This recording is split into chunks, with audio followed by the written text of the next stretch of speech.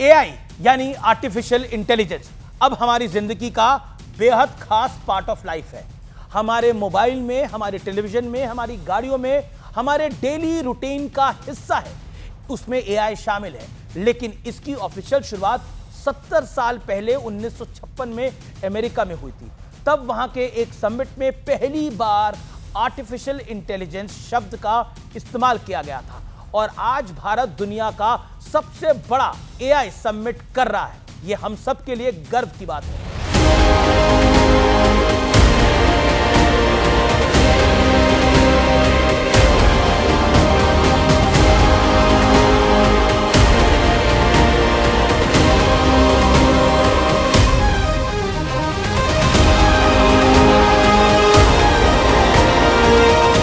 नमस्कार व्यूअर्स, मैं हूं अमीश देवगन और आज बात होगी दुनिया को बदल कर रख देने वाले आर्टिफिशियल इंटेलिजेंस की, जिसकी भारत में भी शुरुआत तो 1960 में हो गई थी, लेकिन शायद लटकाने, भटकाने और अटकाने वाले माइंडसेट के चलते गाड़ी कभी आगे ही नहीं बढ़ पाई। लेकिन पिछले 10 साल में भारत ने आर्टिफिशियल इंटेलिजेंस के मामले में जो हासिल किया है वो पिछले 7 दशक में हासिल नहीं हो पाया था। और यह बीजेपी या सरकार का दावा नहीं है, बल्कि दुनिया के टॉप यूनिवर्सिटीज में से एक स्टैनफोर्ड यूनिवर्सिटी ने भारत को एआई पेनिट्रेशन, एआई प्रिपेयर्डनेस के मामले में दुनिया में तीसरे स्थान दिया है। और एआई टैलेंट में तो भारत दूसरे नंबर पर है, यानी दूसरे स्थान पर है। यह सब यूं ही नहीं हुआ है, सामान्य नहीं है। भारत के इतिहास में पहली बार एआई के लिए अलग बजट जारी किया गया है, जो वाकई बहुत बड़ा है।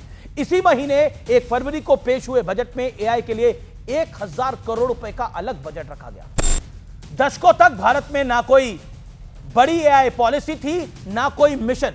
मोदी सरकार के दौर में करीब 8 साल पहले 2018 में नीति आयोग की नेशनल स्ट्रैटेजी फॉर एआई से एक बड़े मिशन की शुरुआत हुई। इसके बाद 2025 में मोदी सरकार ने बहुत बड़ा फैसला लेते हुए इंडिया एआई मिशन के तहत अगले 5 सालों में 10,300 करोड़ रुपए से अधिक का बजट खर्च करने का प्रावधान किया और ऐलान किया, जिसका पहला ट्रेलर हमारे सामने है। इस वक्त नई दिल्ली में चल रहे दुनिया के सबसे बड़े एआई समिट में Australia, Japan, Russia, Britain, France, Germany, Italy, Netherlands, Switzerland समेत 13 देशों के पवेलियन हैं। 7 देशों के राष्ट्रपति और 8 देशों के प्रधानमंत्री इस समिट के लिए इस समय दिल्ली भारत आए हुए हैं। गूगल से लेकर मेटा तक, ओपन एआई से लेकर जियो तक, देश और दुनिया के तमाम दिग्गज कंपनियां इस समिट का बड़ा हिस्सा हैं। अब मैं आपको एआई के मामले में कुछ ऐसे आंकड़े बताता हूं जिसे जानकर हर हिंदुस्तानी का सीना गर्व से और चौड़ा हो जाएगा।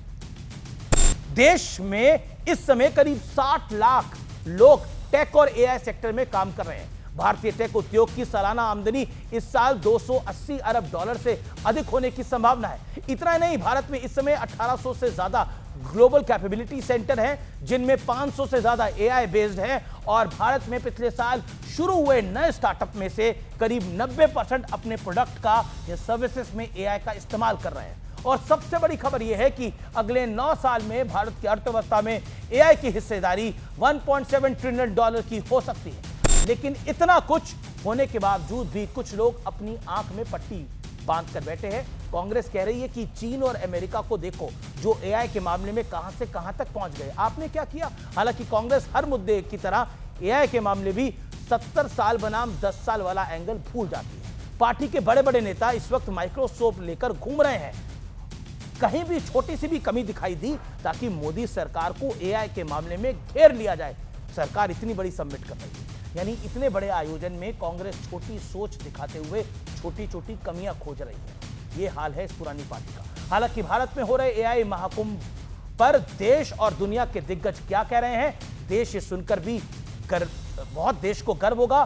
भारतीय एआई स्टार्टअप्स की फंडिंग पर खास ध्यान देने वाले राजन आनंदन ने एक्स पर लिखा, इंडिया एआई समिट में अकेले सर्वम एआई लॉन्च के दौरान इतने ज्यादा लोग पहुंचे जितने पिछले साल पेरिस में हुए पूरे एआई समिट में नहीं पहुंचे थे।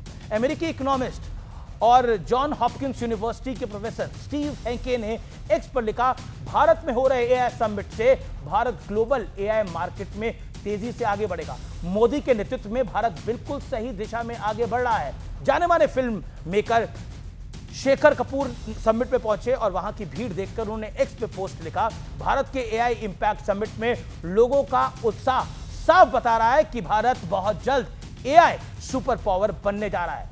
यानी देश और दुनिया में भारतीय एआई समिट का इस समय डंका बज रहा है।